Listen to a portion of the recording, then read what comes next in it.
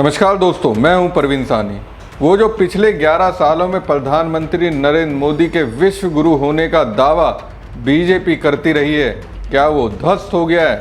America का एक famous magazine जिसका दुनिया में नाम है, जिसमें हर साल भारतीयों को जगह मिलती है, 21 साल बाद पहली बार ऐसा हुआ जिसमें कोई भी भारतीय नहीं है। यहाँ तक कि पीएम मोदी के लिए सिरदर्द बने देश के सर्वे सर्वा को जंगे मिल गई है। मतलब दोस्तों, वो जो कारनामे अपने देश में कर रहे हैं, जिसको लेकर बीजेपी भारत में अपनी राजनीति को रफ्तार देती रही है, उसी नेता को उस मैगजीन ने पीएम मोदी से बेहतर बता दिया है। उन्हें तवज्जो दी गई है, उनकी शान में कसीदे गढ़े गए हैं। अभी दोस्तों, कल की ही तो बात है, पाकिस्तान को संयुक्त राष्ट्र सुरक्षा परिषद का अध्यक्ष बना दिया गया। कुछ दिन पहले ही पाकिस्तान को यूएन की आतंकवाद निरोधक समिति का उपाध्यक्ष बनाया गया था। मतलब पाकिस्तान जो भारत में आतंकवाद को फैलाता है, खाद पानी देता है, उसको दुनिया सिराखों पर बैठा रही है। ऐसे में सवाल है, पीएम मोदी के विदेश घूम घूम कर लोगों को गले पड़ने का क्या फायदा हो रहा है? विदेश नीति क्यों चौपट हो गई है? उससे बड़ा सवाल बीजेपी अंतवक्त और गोदी मीडिया जो अब तक कहती आई है कि मोदी एक ग्लोबल लीडर हैं, जिनका डंका दुनिया में बज रहा है, वो ढोल अब क्या पूरी तरह से फट चुका है? अब दोस्तों, मैं ये क्यों कह रहा हूँ, चलिए उसकी वजह की ओर चलते हैं। दरअसल टाइम मैगजीन की 100 प्रभावशाली लोगों की लिस्ट में एक भी भारतीय को शामिल नहीं किया गया है। 21 साल के इतिहास में पहली बार ऐसा हुआ है कि लिस्ट में किसी भी भारतीय को जगह नहीं मिली है। यहाँ तक तो चलो सब्र के साथ हजम कर लिया जाए, लेकिन बांग्लादेश की सरकार के चीफ एडवाइज़र मोहम्मद यूनुस को लिस्ट में जगह मिल गई है। मतलब जो मोहम्मद यूनुस अपने देश में अल्पसंख्यक हितों की रक्षा नहीं कर पा रहे हैं, उन्हें खास बताया जा रहा है।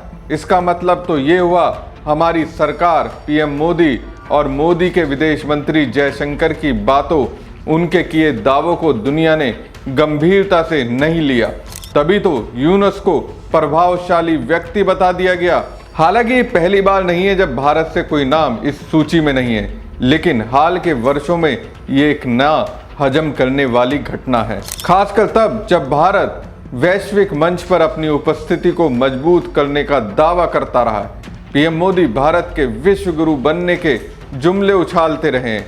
उनके चेले तो मोदी को ही विश्व गुरु बताने लगे हैं। मोदी 5 बार टाइम्स की प्रभावशाली सूची में शामिल रहे।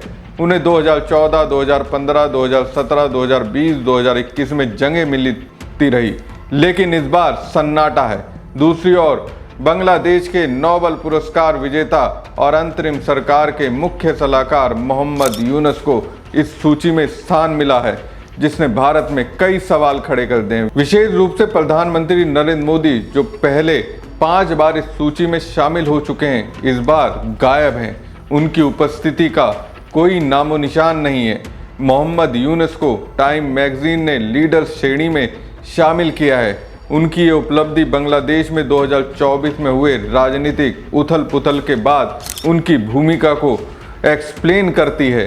पिछले साल बांग्लादेश में छात्र आंदोलन के बाद तत्कालीन प्रधानमंत्री शेख हसीना की सरकार का तख्ता पलट हुआ और यूनुस ने अंतरिम सरकार के मुख्य सलाहकार के रूप में देश को लोकतंत्र की ओर ले जाने की जिम्मेदारी संभाली।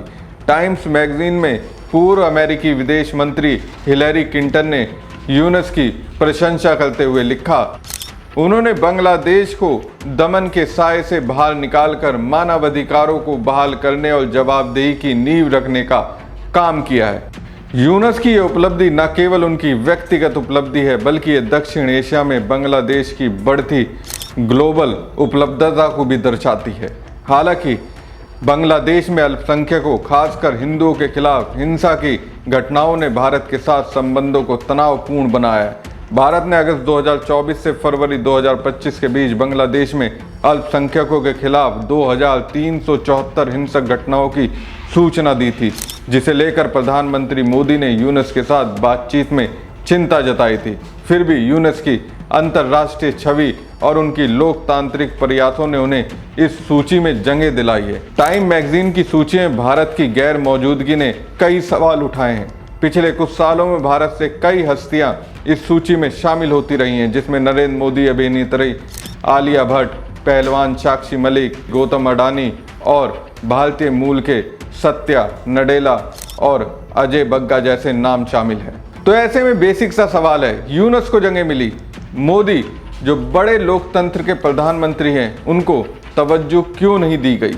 दोस्तों, पीएम नरेंद्र मोदी की गैर मौजूदगी की ओर मेरा ध्यान गया और मैं समझने का प्रयास कर रहा हूं ऐसा क्यों हुआ। दरअसल 2014 में सत्ता में आने के बाद से मोदी ने वैश्विक मंच पर भारत की छवि को मजबूत करने में महत्वपूर्ण भूमिका निभाई है। उनकी नीतियों जैसे digital India, make in India और विदेश नीति में सक्रियता ने उन्हें पहले टाइम्स की सूची में जगह दिलाई थी। हालांकि टाइम्स मैगजीन ने 2020 और 2021 में उनकी आलोचना भी की थी, खासकर हिंदू राष्ट्रवाद को बढ़ावा देने, अल्पसंख्यकों के अधिकारों पर सवाल और प्रेस की स्वतंत्रता पर कथित अंकुश के लिए मोदी पर तीखी स्टोरियां भी टाइम्स ने की थी। उनके एक कवर पेज पर मोदी की तस्वीर लगाते हुए उन्हें चीफ डिवाइडर यानी देश तोड़ने वाला मुखिया तक लिखा था। मेरे कई घनिष्ठ विदेश मामलों के जानकार मित्रों का मानना है कि भारत में हाल के कुछ मुद्दों ने मोदी की अंतर्राष्ट्रीय छवि को प्रभावित किया है। अब वो मुद्दे क्या हो सकते हैं, चलिए एक एक करके जान लेते हैं। पहली बात, भारत में अल्पसंख्यकों खासकर मुसलमानों के खिलाफ हिंसा की घटनाएं और सामाजिक तनाव की खबरें अंतर्राष्ट्रीय मीडिया में सुर्खियां बनती रही हैं।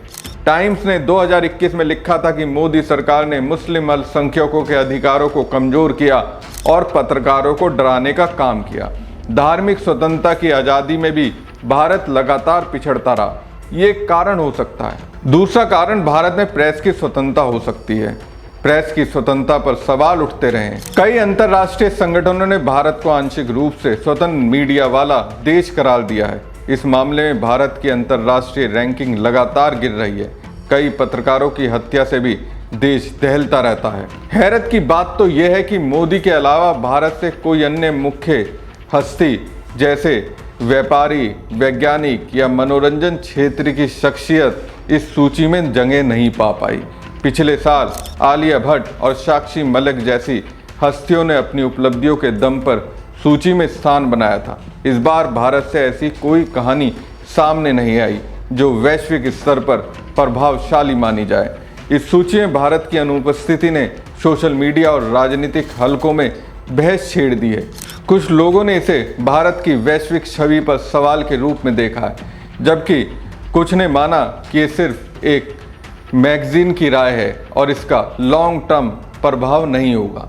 यहाँ ये बताना जरूरी है कि टाइम्स की सूची उसका अपना नजरिया है। अब उन्होंने क्या सोचकर मोदी समेत भारतीयों को जगह नहीं दी, उनका अपना प्रॉफिट और लॉस हो सकता है, लेकिन इस बात से भी कोई इनकार नहीं कर सकता अल्पसंख्यकों के अधिकारों, प्रेस स्वतंत्रता और सामाजिक समावेश जैसे मुद्दों पर अंतर्राष्ट्रीय समुदाय की चिंताएं भारत की छवि को प्रभावित कर रही हैं।